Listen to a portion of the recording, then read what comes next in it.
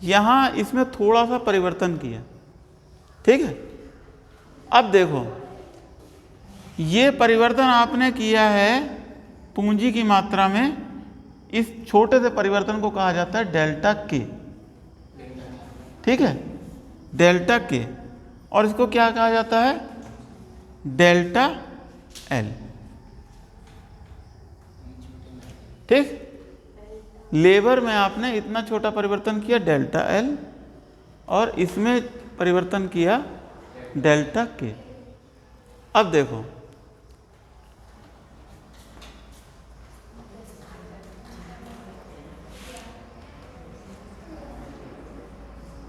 ये जो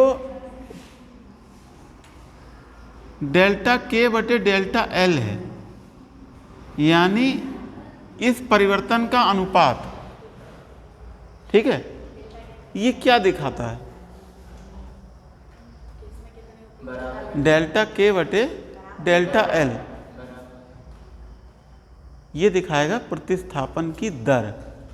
अगर हम लेबर की मात्रा को डेल्टा एल बढ़ाना चाहते हैं तो उसके लिए हमें कैपिटल की मात्रा में डेल्टा के का त्याग करना पड़ेगा, ठीक है। वहाँ पे हम क्या पढ़ते थे? मार्जिनल रेट ऑफ सब्स्टिट्यूशन, यही तो पढ़ते थे, ठीक है। और उसको हम कैसे पढ़ते थे?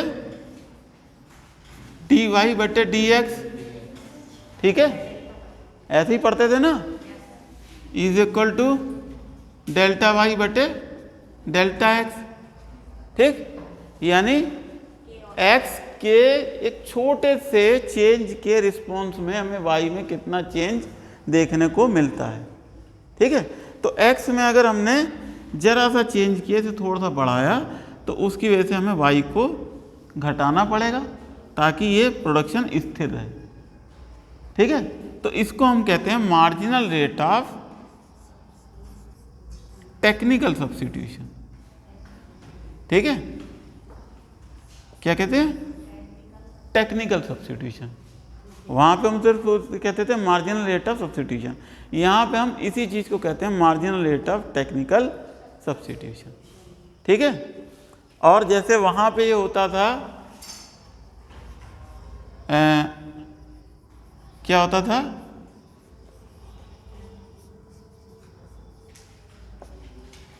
मार्जिनल रेट ऑफ एक्स बटे मार्जिनल रेट ऑफ वाई, है ना।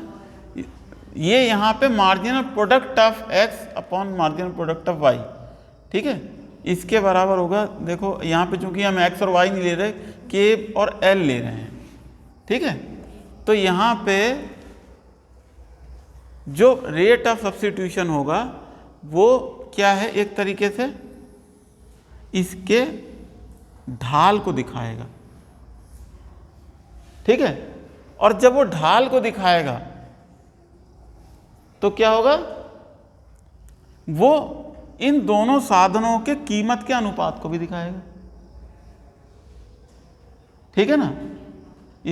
जैसे वहां पे दिखा रहा था, वहां पे क्या करता था? वो कीमत के अनुपात को दिखाता था ना। तो यहां पे भी ये वैसे ही बिल्कुल कीमत के अनुपात को दिखाएगा। यानी ये हो जाएगा MRS T, ठीक है, L फॉर K, ये हो जाएगा डेल्टा K बटे डेल्टा X बराबर हो जाएगा मार्जिनल प्रोडक्ट ऑफ कैपिटल बटे मार्जिनल प्रोडक्ट ऑफ लेबर, ठीक है। और ये बराबर हो जाएगा अपने प्राइस रेशो के, ठीक है। प्राइस रेशो, अब कैपिटल का प्राइस क्या होता है? हम लेबर को तो देते हैं वेजेस, ठीक है, और कैपिटल को हम क्या देते हैं? कैपिटल को वैसे हम इंटरेस्ट देते हैं, ठीक है, ठीक। आर, जैसे हमने लिख लिया, इसके लिए एक शब्द लिख लिया आर, और वेजेस के लिए एक शब्द लिख लिया डब्लू। तो ये किसके बराबर होगा? बराबर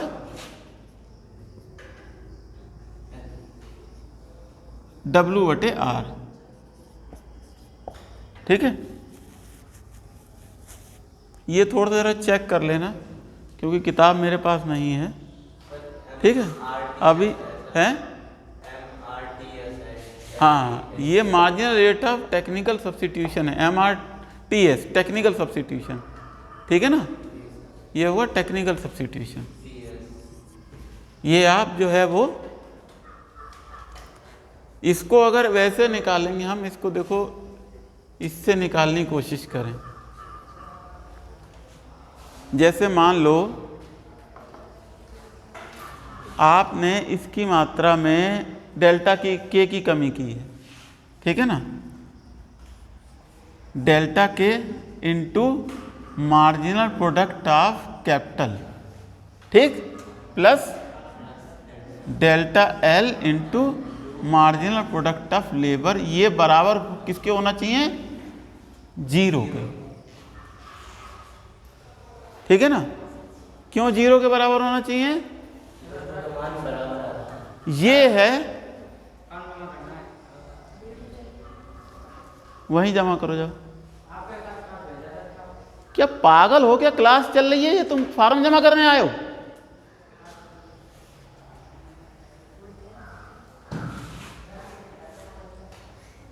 ये क्या है, ये है आपका कैपिटल में चेंज की वजह से, ठीक है, कैपिटल में चेंज की वजह से उत्पादन में होने वाली वृद्धि, और ये है लेबर में चेंज की वजह से उत्पादन में होने वाली वृद्धि, ठीक है। तो अब देखो इन दोनों को मिलकर के 0 होना चाहिए।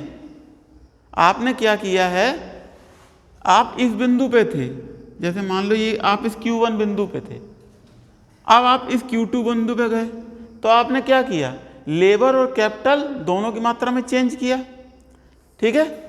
तो क्या होगा, कैपिटल की चेंज में से भी, कैपिटल के चेंज की वजह से कुछ लेबर में वो प्रोडक्शन में चेंज आएगा, और कुछ चेंज लेबर में चेंज की वजह से आएगा, ठीक है। लेकिन ये दोनों चेंजेस जो हैं वो दोनों मिलकर के कितने होंगे, 0 ही तो होंगे, क्योंकि ये यहाँ भी 4000 का प्रोडक्शन कर रहा था, यहाँ भी 4000 का प्रोडक्शन कर रहा। इसका मतलब क्या, चेंज तो कोई हुआ नहीं, ठीक। आपने मात्राएं चेंज करी, इस तरीके से चेंज करी कि आप एक कॉम्बिनेशन से उठ करके आप दूसरे कॉम्बिनेशन पे आ गए। तो इसका मतलब क्या है कि इसकी वजह से होने वाला चेंज, ठीक है। जैसे मान लो आप 5 मशीनें बढ़ाते, सिंपल, ठीक, 5 मशीनें बढ़ाते, अब आपने क्या किया, और उनसे आपको 200 का प्रोडक्शन मिलता, ठीक है। और दूसरी तरफ आपने क्या किया, 5 मशीनें तो एक तरह से कम की ना आपने, ठीक है ना, इधर की आप नीचे की ओर आ रहे हो ना, ठीक है, आपने 5 मशीनें कम की, ठीक, और हर मशीन 200 का प्रोडक्शन करती थी, यहां पे आपने 10 लेबर बढ़ाई, तो उसने क्या किया, 20 लेबर बढ़ाई, हाँ 10, ठीक है ना, 5 गुणा 200 यानी कितना हुआ, 1000, ठीक, और यहाँ पे ये होगा 10 गुणा 100 बराबर 1000। तो ये जो प्रोडक्शन इसकी वजह से गिरा था, इसको इस बड़े हुए प्रोडक्शन ने ऑफसेट कर दिया, ठीक है। यानी हम क्या कर रहे हैं, उत्पादन के साधनों को रिप्लेस कर रहे हैं, एक साधन से दूसरे साधन को रिप्लेस कर रहे हैं, ठीक है। और रिप्लेस करने के बाद भी प्रोडक्शन में कोई बदलाव नहीं आ रहा है। तो उस स्थिति में क्या हुआ कि ये जो 1000 रुपया था, ठीक है ना, ये 1000 का प्रोडक्शन जो यहाँ गिरा था, ये यहाँ इसके लेबर के बढ़ने से पूरा हो गया। इसको हमने सिंपल मैथमेटिक्स में ऐसे करके लिख लिया, डेल्टा के इंटू मार्जिनल प्रोडक्ट ऑफ के प्लस डेल्टा एल, ठीक, यानी लेबर को एक लेबर को बढ़ाने से कितनी वृद्धि होती है, मतलब एक लेबर को बढ़ाने से कितनी वृद्धि होती है, वो MPL हो गया, और कितनी लेबर आपने बढ़ाई होगा, डेल्टा एल। तो इन दोनों का टोटल कितना है, इन दोनों का टोटल 0 है।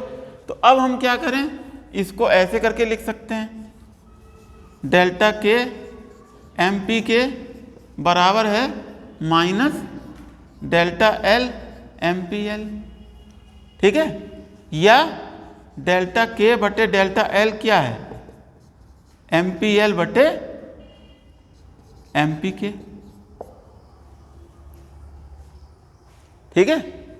ये यहाँ से क्या मिल गया, और ये क्या चीज़ है, ये है आपकी marginal rate of technical substitution.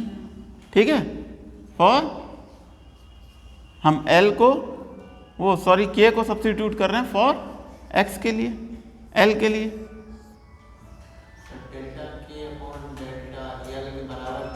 ठीक है, हम L से रिप्लेस कर रहे हैं K को।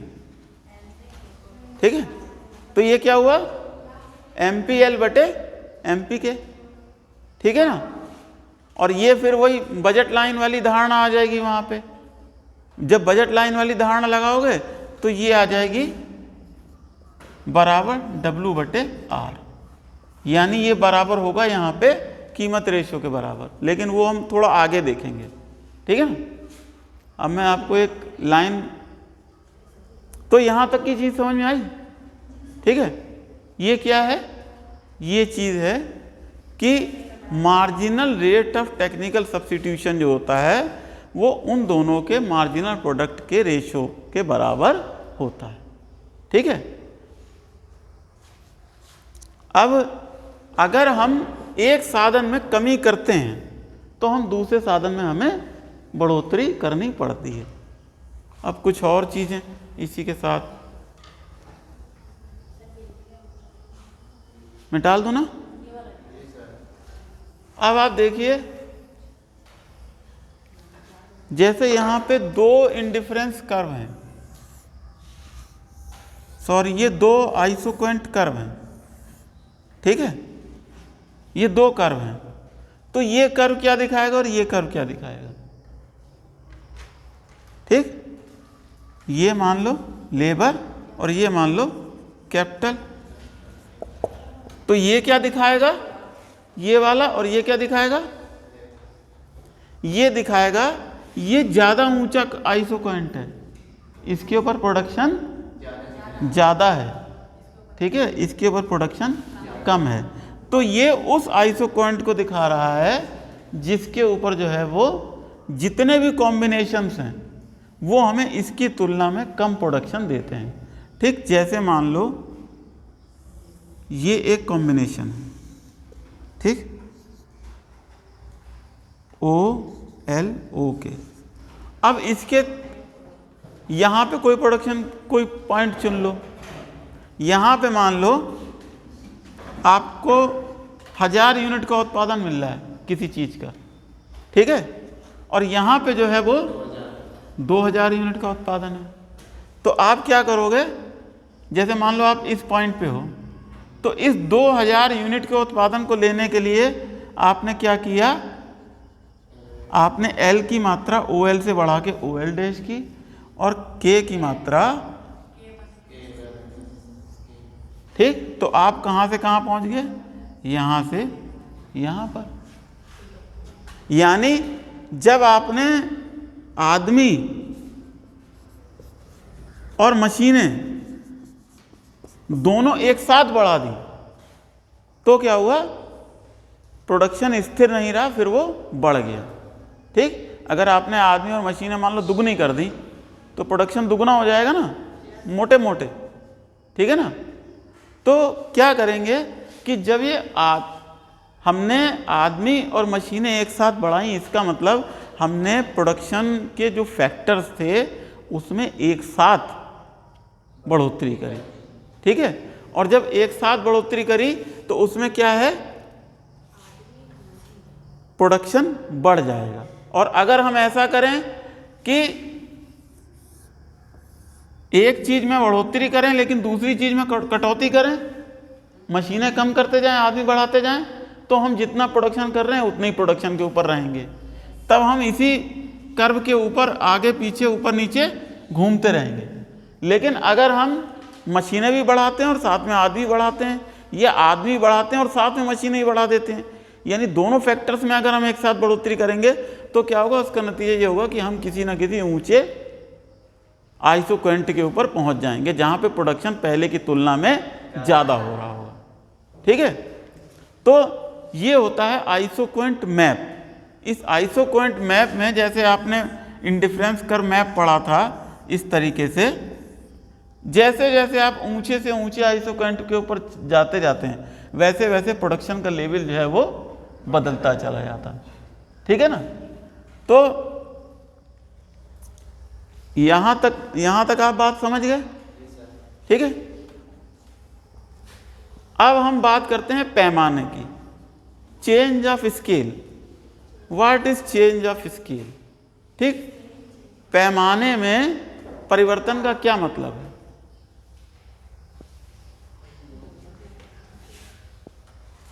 कोई बच्चा बता सकता है पैमाने में परिवर्तन का क्या मतलब है?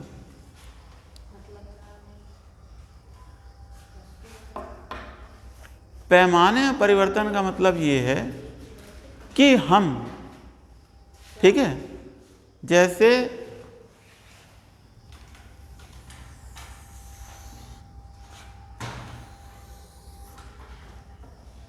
हम यहां पे प्रोडक्शन कर रहे हैं, ठीक,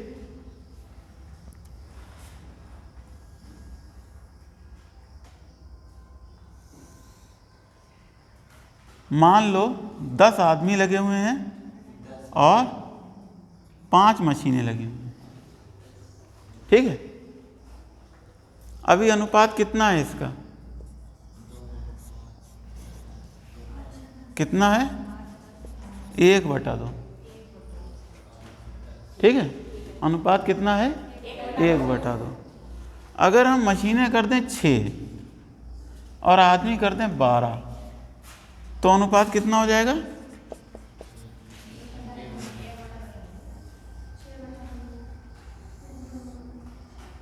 कितना अनुपात हो गया?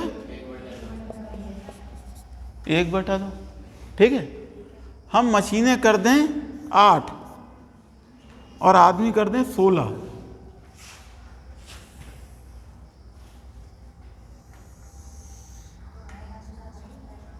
ठीक है। तो अनुपात कितना है? 1/2। हम मशीनें कर दें 10, ठीक है, और आदमी कर दें 20, तब अनुपात कितना है? 1/2। इसका मतलब यह है कि हम उत्पादन के साधनों को इस तरीके से बढ़ा रहे हैं कि उनका आपसी रेशो बिल्कुल भी चेंज नहीं हो रहा। ठीक है। जो इनिशियल रेशो था, जो उनका शुरुआती रेशो है, वो उसी अनुपात में, यानी मशीनें, यहाँ पे दिख रहा है कि मशीनें जो है आदमियों की दुगनी है। तो आप चाहे थोड़ा प्रोडक्शन करो चाहे ज़्यादा प्रोडक्शन करो, आप इस तरीके से प्रोडक्शन कर रहे हो कि मशीनें आदमी की दुगनी लगती हैं, वो मतलब आधी लगती हैं। इसका मतलब ये यहाँ पे आप कोई ऐसा काम कर रहे होगे कि जिसमें 2 आदमी चाहिए होते होंगे एक मशीन को चलाने के लिए। ठीक है। जैसे मान लो खेत में काम करने वाला है, अब जैसे वो बीज डालने वाली मशीन है, ठीक है, तो क्या है कि एक आदमी जो है उसको भर रहा है, ठीक है, और एक आदमी जो है उससे छिड़काव कर रहा है। ठीक, या इस तरीके से ही, मतलब कोई चीज़, कोई एक ऐसी मशीन जिस पे 2 आदमी एक साथ काम करते हैं। कोई उदाहरण दो। सर बहुत प्रेस वाली मशीनें 2 आदमी चलाते हैं, और प्रेस 4 व्हीलर, एक साइड मोल्डिंग जाती है तो दूसरी साइड मोल्डिंग आती है। और दूसरी है ऑटो समझ लो। जैसे एक ऑटो है, एक ड्राइवर है और एक कंडक्टर है, बस है। ठीक है। तो ये मशीन कैसी है? जिसमें एक मशीन है और 2 आदमी हैं। तो 1/2 का रेशियो दिख रहा है यहाँ। ठीक है ना। तो इसका मतलब ये है कि जब भी आप एक ऑटो बढ़ाओगे तो आपको 2 आदमी रखने की जरूरत पड़ेगी। समझ रहे ना। जब भी आप एक ऑटो बढ़ाएंगे आपको 2 आदमी रखने की जरूरत पड़ेगी। तो यहाँ पे क्या, ये जो चेंज है इसको हम कहते हैं it is change of scale. ठीक है। ये जो चेंज होता है जिसमें हम उत्पादन के साधनों का अनुपात नहीं बदलते हैं, एक निश्चित अनुपात में जो है वो बढ़ोतरी करते चले जाते हैं। ठीक है। तो इसको हम कहते हैं चेंज ऑफ स्केल। ठीक है, हम जो है स्केल को चेंज कर रहे हैं, पैमाने को हम घटा रहे हैं और बढ़ा रहे हैं। ठीक है, पैमाने को हम या घटा रहे हैं या बढ़ा रहे हैं। जैसे हमारी 2 बसें चलती थी, अब 15 बसें चलने लगी, तो इसका मतलब पैमाना बढ़ गया हमारा ऑपरेशन का। ठीक है, इसी तरीके से एक फैक्ट्री है, 10 फैक्ट्रियाँ हो गई, पैमाना बढ़ गया। ठीक, या एक फैक्ट्री थी, हमने एक ऐसी फैक्ट्री बना दी जो 10 फैक्ट्रियों के बराबर बड़ी फैक्ट्री हो, उसमें उतने ही 10 गुना आदमी काम करते हों, उसी टाइप से मशीनें हों, तो पैमाना हमारा बदल गया। ठीक है, तो पैमाने का मतलब ये होता है कि जब हम दोनों को एक हिसाब से बढ़ाते हैं, एक स्थिर हिसाब से। ठीक, 10% इस फैक्टर ए में चेंज करेंगे तभी 10% फैक्टर बी में चेंज करेंगे। अगर फैक्टर ए में चेंज करेंगे 20% तो उसमें करेंगे 20%। ठीक है, जितना परसेंट फैक्टर ए में होगा उतना ही फैक्टर बी में चेंज होगा। तो ऐसी ये जो एक्सपांशन कहलाता है, ये क्या है, एक तरीके से एक्सपांशन पाथ। ठीक है, ये फर्म का जो है वो एक तरीके से फर्म इसके ऊपर बढ़ रही है। तो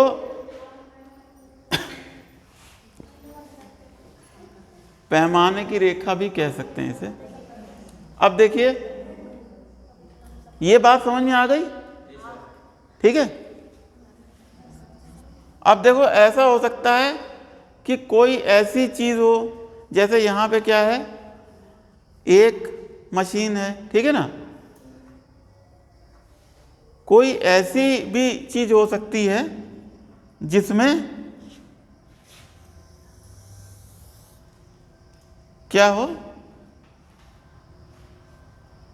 मतलब जैसे यहां पे 1-2 का रेशो है, कोई रेशो ऐसा हो सकता है जिसमें 1-3 का रेशो हो। ठीक है, 1-4 का रेशो, 1-5 का रेशो हो, तो उसमें क्या होगा, ये फैक्टर कम लगेगा और ये फैक्टर ज़्यादा तेजी से बढ़ेगा। तो ये इस तरीके से होगा। जैसे ये मान लो 1-4 का रेशो है, ये है रेशो 1-1 का। ठीक है, और ये जो रेशो है ये ऊपर है, 2-1 का रेशो है ये। तो इस तरीके से जैसे जैसे ये रेशो बदलेगा वैसे वैसे इस लाइन का ढाल जो है वो बदलता चला जाएगा। इसका मतलब ये लाइन का ढाल बताता है कि दोनों फैक्टर्स उत्पादन प्रक्रिया में किस अनुपात में यूज होते हैं। ठीक है, तो जैसे मान लो खेती है, ठीक है ना, ये इसका एक्सपांशन पाथ समझ लो, इसको एक्सपैंड कर रही है फर्म इसके साथ साथ। ठीक है ना, अब देखो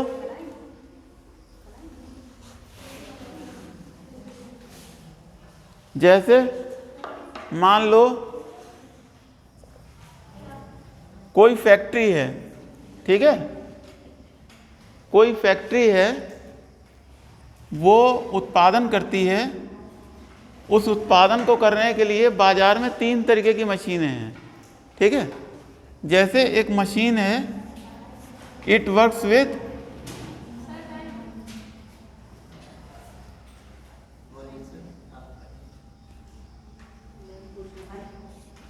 आ रहा हूं यार,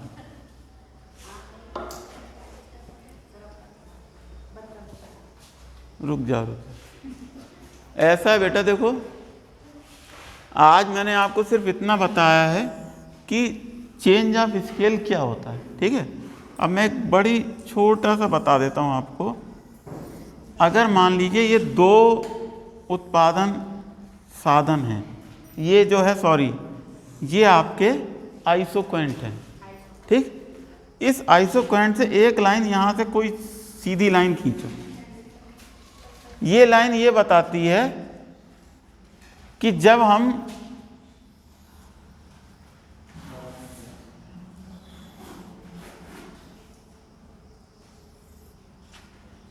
अगर ये 100 का प्रोडक्शन है, ये 200 का प्रोडक्शन, ये 300 का और ये 400 का प्रोडक्शन, ठीक।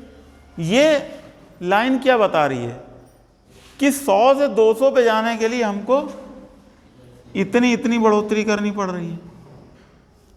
इस प्रक्रिया को अगर हम अपनाते हैं और 200 से 300 पे जाने के लिए हमें बढ़ोतरी करनी पड़ रही है थोड़ी ज़्यादा, और 300 से 400 का प्रोडक्शन लेवल अगर हम प्राप्त करना चाहते हैं तो हम बढ़ोतरी करनी पड़ रही है और ज़्यादा, ठीक है।